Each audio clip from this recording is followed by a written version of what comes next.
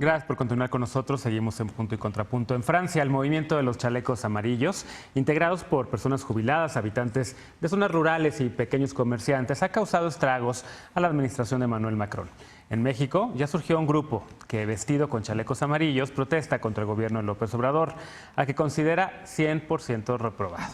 ¿Se pueden comparar estos movimientos? ¿Es parte de los contrapesos necesarios al gobierno o solo buscan aprovechar la coyuntura? Veamos el contexto. En noviembre de 2018 surgió en Francia el movimiento de los chalecos amarillos para protestar contra el aumento a precio de combustibles y el alto costo de la vida. Con miles de manifestantes, el movimiento ha causado la peor crisis institucional para Emmanuel Macron en el poder desde mayo de 2017. El movimiento no reconoce liderazgos y aunque logró que se cancelara el alza de impuestos al diésel, no frenaron sus protestas. En consecuencia, Macron inició lo que ha llamado el gran debate para escuchar las propuestas ciudadanas y establecer lo que llamó un nuevo contrato nacional, estructurar la acción del gobierno y del Parlamento. En México, este domingo, personas con chalecos amarillos protestaron contra López Obrador en vísperas de sus primeros 100 días de gobierno. Las organizaciones Chalecos Amarillos México y Nosotros Somos Más invitaron a realizar manifestaciones en 24 ciudades. Según los convocantes, en la Ciudad de México lograron reunir a 500. Nosotros Somos Más se define como una organización 100% partidista de contrapeso a la potencial dictadura obradorista con 21,000 seguidores en Facebook. Publicó un documento sin membrete ni firmas señalando los 100 motivos para reprobar la gestión de López Obrador, entre ellas la cancelación del aeropuerto en Texcoco, los despidos de miles de empleados del gobierno federal y la cancelación de subsidios a programas sociales. Según una encuesta realizada por el diario El Universal, 8 de cada 10 mexicanos aprueba la gestión de López Obrador, mientras que el 43% de las personas encuestadas por El Financiero considera que la cancelación del nuevo aeropuerto ha tenido mucho éxito. En el caso del Universal, la aprobación a esta medida alcanzó el 55.6%. La popularidad de López Obrador en sus primeros 100 días de gobierno es la mayor en los últimos 30 años. El único que se acerca es Vicente Fox, que en el mismo periodo alcanzó un 70% de aprobación. Entre las medidas con más del 50% de aprobación en ambas encuestas están la reducción de salarios a funcionarios de alto nivel, el combate a la corrupción y el robo de combustible, el combate a la pobreza, el acceso a la salud, la atención al campo, la venta del avión presidencial y la construcción del Tren Maya, así como la creación de la Guardia Nacional. Punto y contrapunto. Bueno, segundo tema de discusión esta noche que va junto con Pegado y por eso decía que regresábamos contigo, Fer Caso, porque estabas haciendo tu evaluación sobre el tema de derechos humanos y hablabas sobre este informe, esta autoevaluación que presentó el presidente López Obrador. Pero nos quedamos ahí y todavía no concluías tu punto, pero quisiera preguntarte, ¿tienen razón quienes salen a marchar? Estamos viendo los números, las encuestas que dicen que hasta entre 8 de cada 10 mexicanos aprueba la gestión del presidente a sus primeros 100 días. Estamos viendo datos cuantitativos que se pueden medir de que la aprobación del presidente no ha caído, sino que ha más bien subido, que en contraste con la de los presidentes previos. ¿Cuáles son las razones para protestar? ¿De verdad deberíamos estarnos uniendo a estos chalecos amarillos mexicanos que eran 500? Habría que salir y decir, vas muy mal, López Obrador, corrige, estamos a punto de convertirnos en la Venezuela del Norte. Pues mira, yo creo que hay... A ver, son dos temas distintos. Uno es si hay motivos para protestar, que yo creo que los hay. Siempre. Y hay quien, sí, muy legítimamente podría estar saliendo a las calles para protestar por ciertas decisiones en materia económica, ciertas decisiones en materia de derechos humanos, de apoyo a grupos vulnerables. Y otra cosa son estos grupos de oposición que se están empezando a formar, que están empezando a surgir y que están haciendo un papel realmente patético, a mi parecer lamentable hoy en las calles. En primer lugar, no han podido encontrarle el modo, ¿no? No han podido encontrarle el modo porque además me parece que no han logrado representar aquellas causas que si acaso están generando algún descontento y que pueden conectar, ¿no? Primero, creo que tienen una carencia enorme de fondo, ¿no? Es este ímpetu por protestar contra todo, ¿no? Contra todo lo que representa López Obrador y no contra causas concretas, que esa es la primera diferencia con los chalecos amarillos. Sí. Los chalecos amarillos, además, son un grupo de personas que representan a las clases medias y bajas del país, con los chalecos que en su caso sí tienen un símbolo. ¿No? Sí, los chalecos amarillos en Francia, que además sí tienen una carga simbólica importantísima, ¿no? Bueno, representan el trabajo de los obreros, de los trabajadores de la construcción, pero además gasolinazo, además de ese pero además momento, ¿no? salió del gasolinazo y los conductores en Francia están obligados a traer un chaleco amarillo en el coche por si tienen algún accidente se lo puedan poner y que puedan estar operando con el coche en la oscuridad y que desde lejos se les vea. Pero bueno, de esa ley deriva que los conductores traigan un chaleco amarillo en el coche y vuelve muy simbólico que protestar contra el aumento en las gasolinas lleve a los chalecos amarillos en las marchas, ¿no? En el caso de México simplemente es una copia de lo francés, ¿no? O sea, de toda esta aspiración muy fifí, que luego además a esto le agregas que no saben qué gritar en las consignas y de pronto empiezan a gritar la canción de Los Miserables. Es que esta referencia a una obra de teatro francesa, bueno, que es una excelente obra de teatro, pero que en México tiene un costo altísimo para la población, al que solo tienen acceso un segmento muy particular de la población. Entonces, bueno, solo siguen sumando elementos que los alejan de la realidad de la mayor parte del país y que creo que es parte de por qué no han logrado conectar. Hace falta quien convoque, claramente no son los partidos políticos, tampoco son estas organizaciones civiles y tampoco son estas personas que han organizado estas marchas, ¿no? Entonces creo que no hemos encontrado liderazgos dentro de la oposición que logren realmente tener un mensaje que comunique con la población descontenta. Ahí, yo estoy de acuerdo con Fer en muchísimas cosas. Creo que efectivamente hay un derecho y una legitimidad. El que no está de acuerdo es salir a protestar y tomar la calle y además bienvenidos, ¿no? Qué bueno que aprendan a ejercer ese derecho que no sabía. Y qué bueno que lo ejerzan y qué bueno que protesten.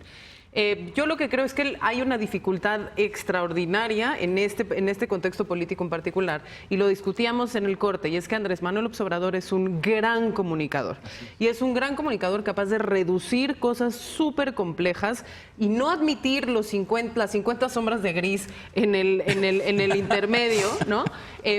Para lograr justamente polarizar un caso y dividir entre buenos y malos, ¿no? Él es ese fraseo de la mafia del poder, ese fraseo de la noche neoliberal, de los fifís, de tal, hace muy difícil que alguien que tiene una reivindicación contraria a eso y que, por ejemplo, podría legítimamente marchar a favor de la autonomía de ciertos órganos de gobierno que cumplen una función, o en contra de la desaparición de CONADIS, o en contra de los derechos a consulta o cosas por el estilo. Es muy difícil que esas reivindicaciones no suenen a que defiendes lo viejo, ¿no? Porque en este excelente manejo comunicativo que hace Andrés Manuel López Obrador, tú no puedes salir a defender las autonomías sin pensar que estás defendiendo la presidencia de Enrique Peña Nieto.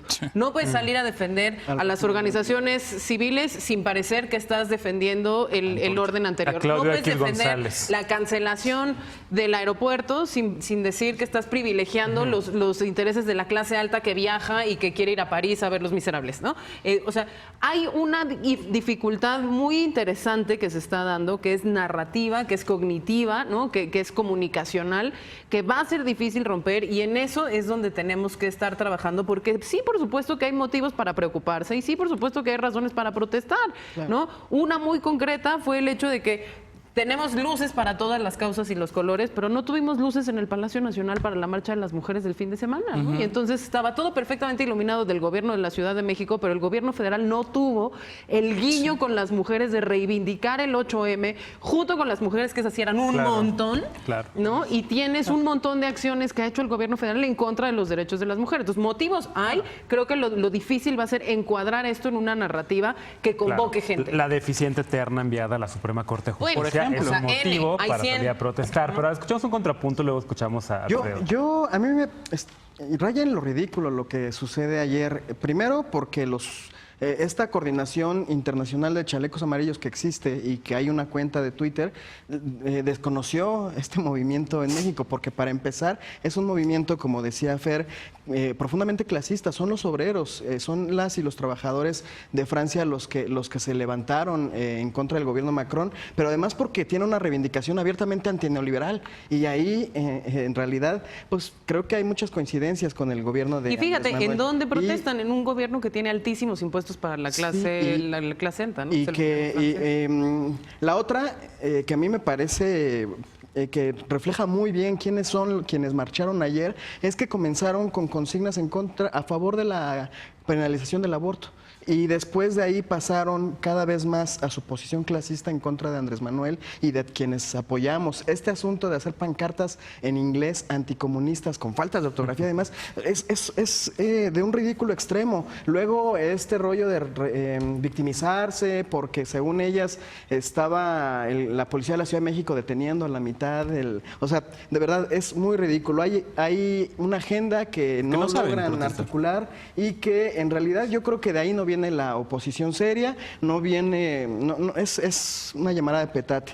Yo seguiré insistiendo en que quienes más han abonado en un proceso de, no de oposición, sino de enriquecimiento a las posiciones de Andrés Manuel son las organizaciones de la sociedad civil que sí le han abonado y que han tenido resultados concretos en este proceso. Y ahí, Guardia Nacional y uno de los refugios, temas. por lo menos, ahí se escuchó y recularon, Sí. ¿no? No, bueno, con la Guardia Nacional fue fundamental el papel de las organizaciones. Y el asunto aquí creo es que tendremos que aprender a discernir entre estas organizaciones y estas agendas que están tratando de montarse, que tienen un discurso tipo cuadri, cada vez más fascista, cada vez más hacia la derecha, y aquellas organizaciones que lo que quieren es que este proceso de transformación que claramente reivindicamos desde el gobierno de Andrés Manuel y quienes lo simpatizamos con él, que sí vaya más hacia la progresividad de los derechos humanos. Ahí hay una posición muy clara,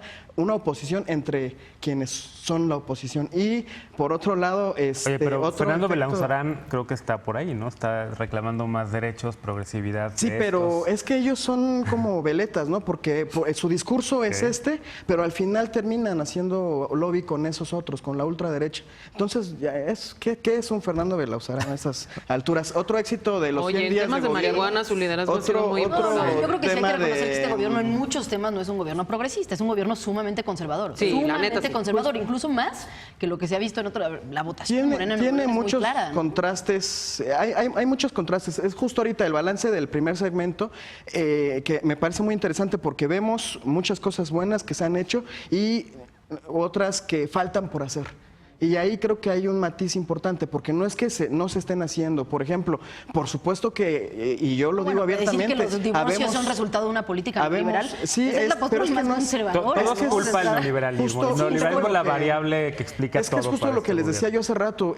El presidente tiene una posición personal que refleja en las mañaneras, pero al final ya en la política pública, en las posiciones públicas del gobierno y de lo que implica Morena en las legislaturas, hay otra dirección, hay otra directriz. Híjole, quién Entonces, sabe. con la- ¿Quién no sabe? Yo no aplaudimos. estoy tan seguro de eso. Al final la palabra del presidente pesa tanto como Pero no pesa como tanto, pesaba. tiene el peso. No, y el peso descalifica y suficiente. califica Eso. al interlocutor antes de siquiera entablar un Eso, diálogo. sí creo un mundo de los que están en contra, llamados neoliberales, y los obradoristas, ¿no? Y los que son parte del cambio. O sea, Conservadores incluso- también les llaman. O conservadores. Ajá, conservadores, neoliberales, le tocó su tunda reforma el viernes y después fue al ¿Otra vez? desayuno, otra vez, luego fue al desayuno con las mujeres y su ausencia de un lenguaje Empático, de escucha, de- sí, con un toque de feminismo, con algo, nada, absolutamente nada. Fue un repaso de lo que hemos hecho todos juntos y cómo Y encima logramos. se ríe, lo vamos a mandar a consulta y se ríe. Sí, no puede ser, no puede ser. O sea, y lo peor del caso es que esas cosas a veces van tomando forma y puede derivar en cosas que no queremos ver. Pero a ver, yo creo que la necesidad de encontrar oposición, o sea, la necesidad sobre todo de los medios de comunicación, ya nos ha llevado a este tipo de engañitos de lo que parece oposición. Ah, la oposición es este grupo de contrapesos. La oposición es esta persona que me tocó a mí personalmente. Cuando me fue a manifestar el 20 de diciembre, jamás había recibido yo tanta cantidad de insultos y de descalificaciones y de cosas por una protesta pacífica. O sea, pasé de ser un manifestante pacífico, un violento porro pagado por Claudio X González y quién sabe cuántas cosas más. O sea, y todo por la necesidad que tienen los medios de encontrar oposición ante un presidente que tiene el control total de la agenda Y la todos los días legitimidad que la mueve. popular. Y la legitimidad, desde luego. O sea, nadie le va a arrebatar un pelo de eso a Andrés Manuel. Pero ahora, hablando de la protesta social, quiero remontar a por qué no estamos protestando. ¿Por qué si vino la Guardia Nacional? ¿Por qué si el ataque a la agenda de mujeres? ¿Por qué no estamos protestando? Yo creo que tiene una explicación no tan lejana. O sea, empezó hace 6 años, cuando las mayores movilizaciones de estudiantes, las del Yo Soy 132, llegaban a su fin cuando la toma de protesta de Enrique Peña Nieto y esta criminalización que se da a la protesta social, muy poco vimos en los años posteriores hasta el caso Ayotzinapa. y la Que fue el que lo represión detonó el de 8 de noviembre, el 20 de noviembre, a esa manifestación legítima que ya estaba sumando muchísimas decenas de miles de personas en las calles y que se estaba repitiendo mucho, y donde hubo una estrategia del gobierno de Miguel Ángel Mancera y de Enrique Peña Nieto para espantarte, para decirte, ahí te quedas. Pero Lo también, que hay vino una ante serie, eso- también hay una serie de avisos por parte de Andrés Manuel López Obrador del no te organices y no levantes la voz y no sé qué. Por porque eso, empieza, a ese punto te iba. cancelo los financiamientos, Exacto. a ti te digo A ese corrupto, punto a iba. ti te señalo de algún delito que no a cometiste. Reforma yo los me quitaron en el retracto. SAT por 12,000 pesos que ya se Y habían citan pagado. accionistas, no citan Al auditorios, dueño. no citan auditores. Pero no justo a citan ese nada, punto ¿no? iba. O sea, hay una serie el- de acciones. que el sí. actuar de la gente, el equivalente al salir a protestar, o sea, de muchas organizaciones, lo queramos reconocer muchas o no, se depositó realmente en el 1 de julio.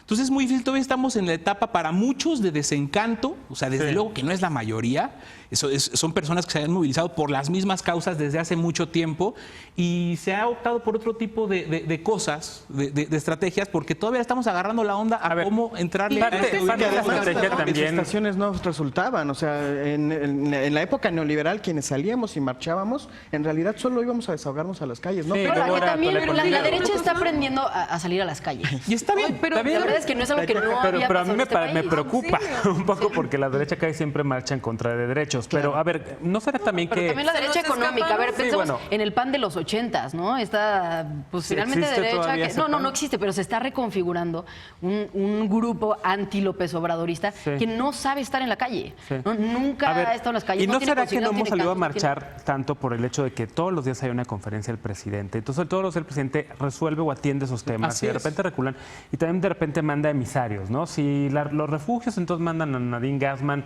y a Olga Sánchez Córdoba a reunirse con gente.